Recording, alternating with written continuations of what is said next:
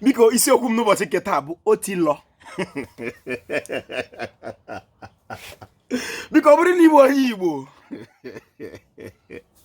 na mmehie gị na-eji nji ka unyi ga-achakasị no ọwụ ma onye eriela homo ọwụla ata aha ala gị nwanne onwe ihe ndị Yoruba na-akpọ otilo. Ọ ya bụ isiokwu m, tinye ntị.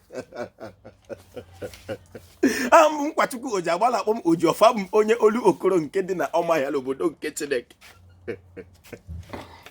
unu si mmechi ọnụ.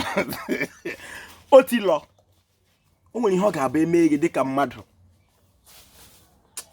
gama na onye apụọla la mmadụ ka agaala.